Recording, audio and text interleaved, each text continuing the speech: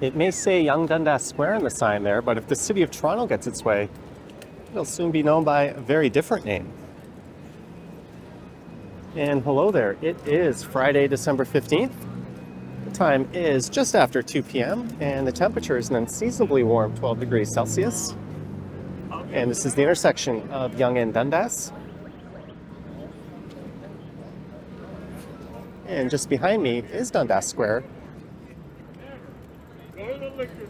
And there is Global News filming a segment on the same thing I came here to record. In fact, I just was interviewed by them. And during my live stream this morning, people kept talking about the square being renamed, so I thought I'd come here and do a quick video and weigh in on that. But yesterday's City Council voted 19-2 to rename Yonge-Dundas Square. They also voted to rename 3 other city assets: Dundas Station, which is right here, along with Dundas West Station and the Jane Dundas Library.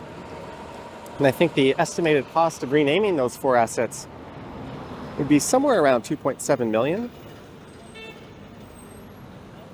And a city councillor created a motion to rename the square, which was unanimously supported to Sankofa Square. That would be Sankofa.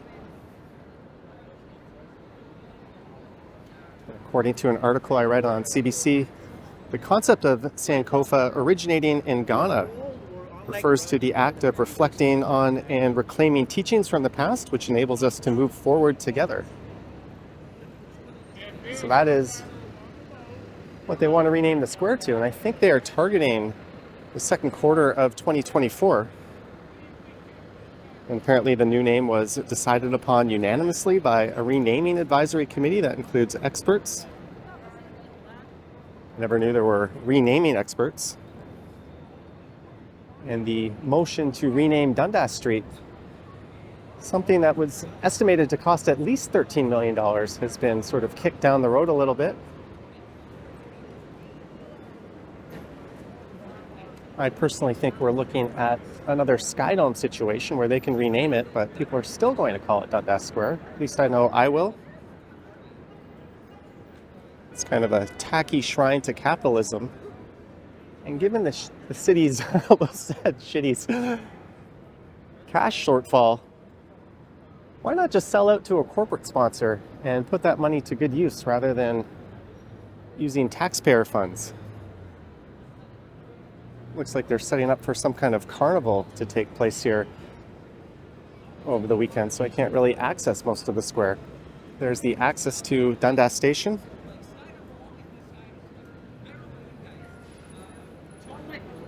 So personally, I think, given how cash-strapped the city is,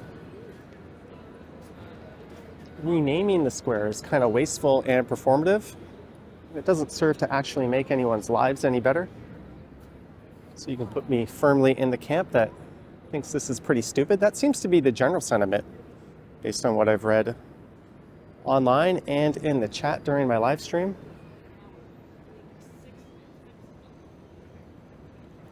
I also think renaming Dundas Street is a colossal waste of money as well. Although the story of Henry Dundas is controversial, it would be far more cost-effective to simply undedicate the street to his name. And the same goes with all assets associated with Henry Dundas. Or dedicate it to some other Dundas. Those are just my opinions.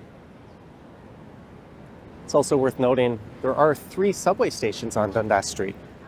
There's Dundas here, St. Patrick, which is on the other side of Line 1, just off to the west here, and then there is Dundas West Station.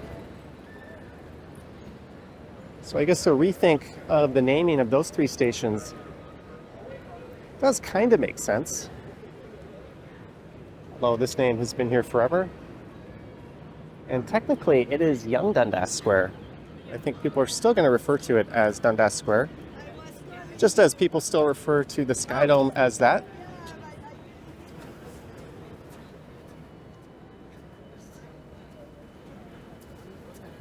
The Air Canada Centre was renamed to the Scotiabank Arena. That one, I think people are generally okay with. Same with the Molson Amphitheatre being renamed to the Budweiser Stage.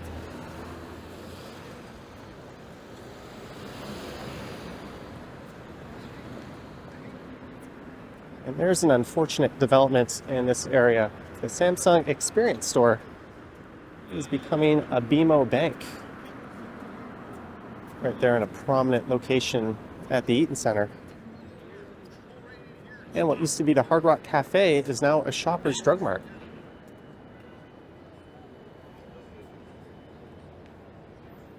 So if I were in charge, I'd just leave it alone or sell it off to a corporate sponsor.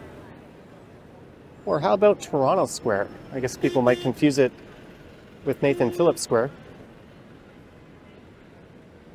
Is this Mercedes going to move for the tour bus?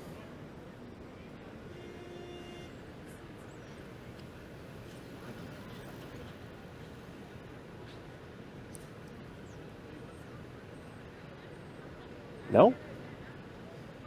Anyways, that's an update as to what's happening here.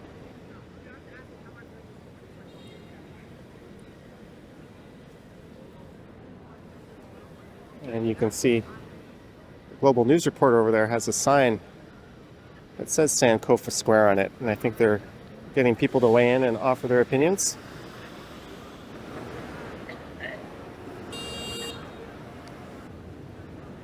Anyways, thanks for watching.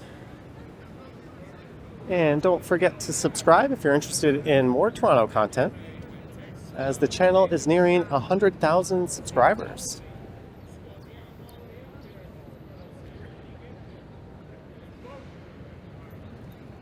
All right, stay warm, stay safe, and I will catch you on the next one. Yoink!